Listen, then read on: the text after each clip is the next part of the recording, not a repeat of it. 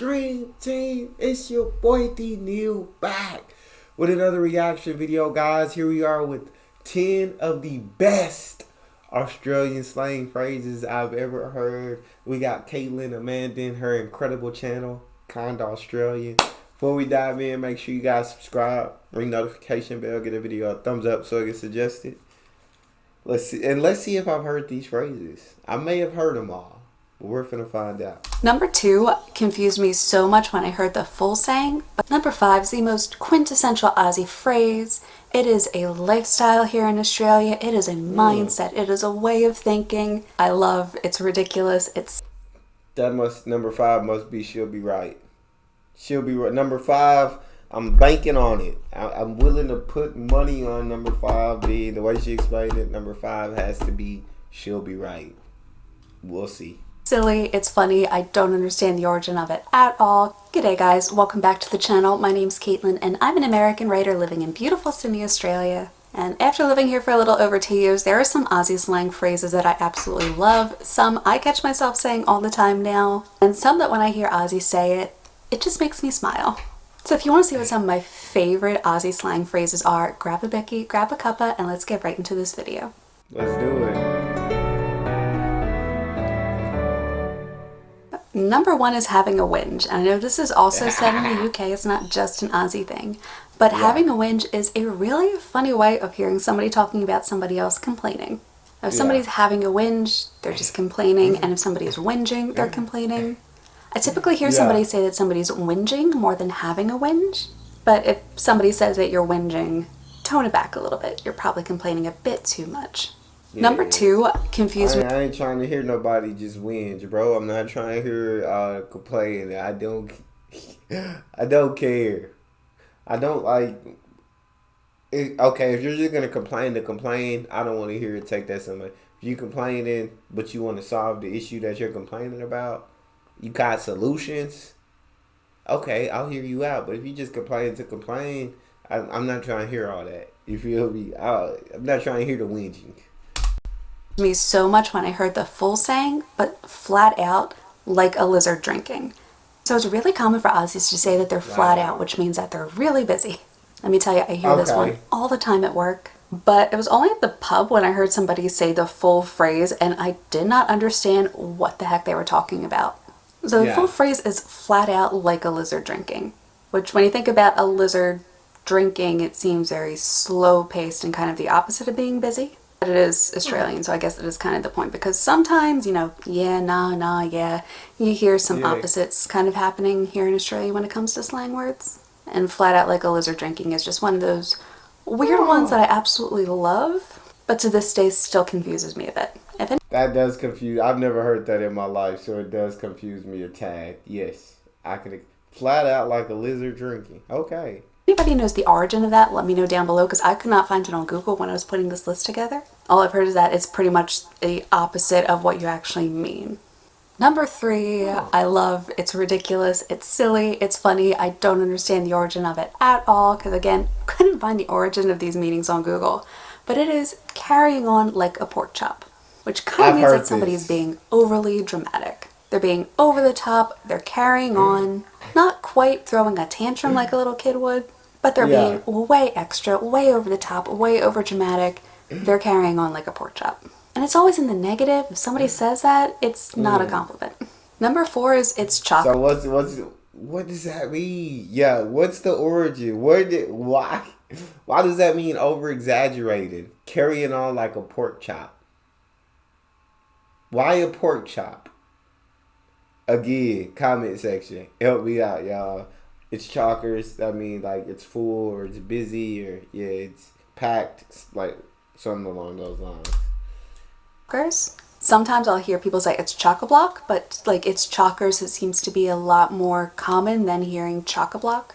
And it basically just means it's full. If you've gone grocery shopping, maybe at some place that isn't Kohl's or Woolies right now, and you've come back with a huge haul of food and you fill up your fridge is chockers. Some people say chock-a-block, but it's become a lot more common to shorten that, as Aussies tend to do, and just say chockers now, because people know what that means. Number 5 is the most quintessential Aussie phrase. It is a lifestyle here in Australia. It is a mindset. It is a way of thinking. She'll be right. Come on now. I could tell by the way she was explaining it. I done seen enough Aussie videos to know what after hearing her explanation, it had to be she'll be right. Had to be she'll be right. No doubt about I'm it. probably not saying that correctly because the way you're supposed to say it, it's supposed to come out as like one word, should be right. And Mark makes fun of me whenever I say stuff and it still comes across as super American after living here for 2 years. But she'll be right is basically this attitude of no matter how bad things are, no matter what's happening in life, things will work out, it'll be alright, she'll be right. Basically, I don't like that sweat the phrase. small things, don't stress the small things, don't even stress the big things, really. At the end of the day, she'll be right. Number 6 just As my friends Timon and Pumbaa would say, Hakuna Matata. sounds funny, and it's you've got Buckley's, which basically means you have no chance. You I've heard got some people say Buckley's. you've got Buckley's chance, but for the most part, they don't say the chance part. It's just you've got Buckley's. So yeah, you think you're gonna win the lotto? You've got Buckley's. Think she's gonna say yes if you ask her out? You've got Buckley's. Think you're gonna buy a house in Sydney for under $1 million? You've got Buckley's. You've got no chance. Number 7 is I like that. Buckley's. You got Buckley's. You got no chance. I'm gonna start saying that. People ain't gonna know what I'm talking about. I'm saying you got Buckley's, dog. Macca's Run. Before I knew what Macca's was, I've heard that Run. saying and had absolutely no idea what in the world people were talking about. Macca's is McDonald's, so it literally means McDonald's run, running to McDonald's, going to McDonald's to get food.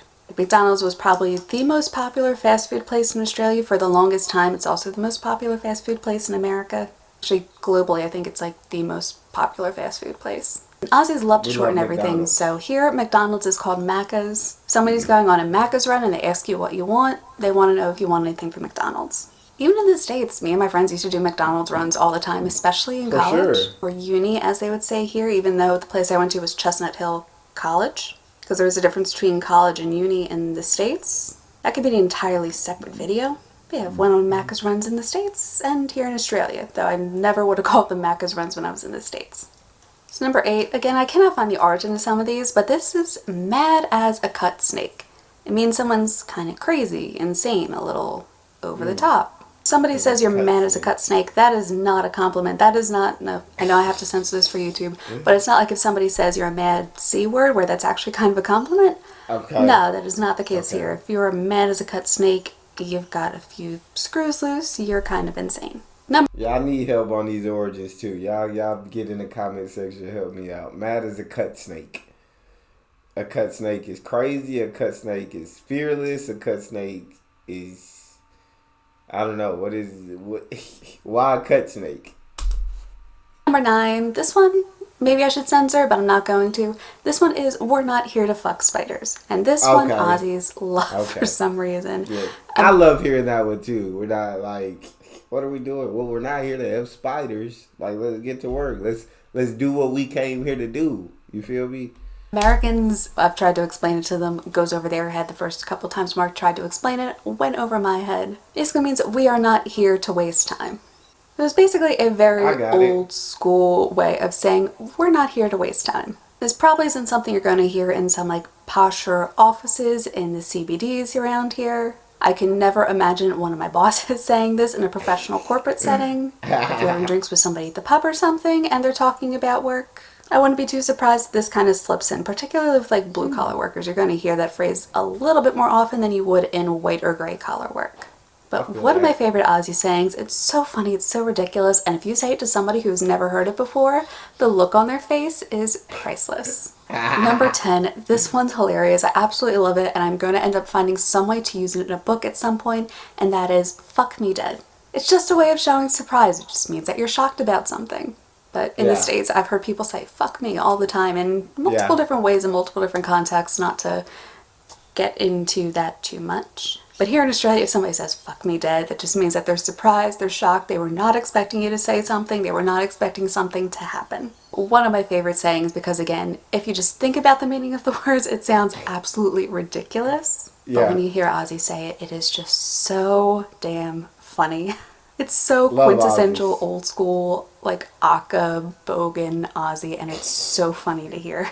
Again, something you would probably never hear in the corporate world if you came over here. Of course But not. talk to a few blue-collar workers, especially after they've had a few drinks at the pub, and yeah, at least one of them is going to end up saying it at some point to somebody's story. So that is it for this list, guys. 10 of my favorite Aussie sayings since moving over here to Australia. I know there are so many Aussies love their slang words, they love their sayings. Let me know your favorite one in the comment down below.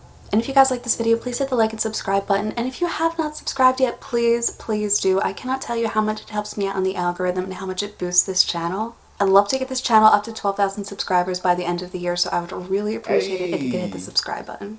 Thank you guys so much for watching this video, and I will see you all in my next one. Bye. That'd definitely be good.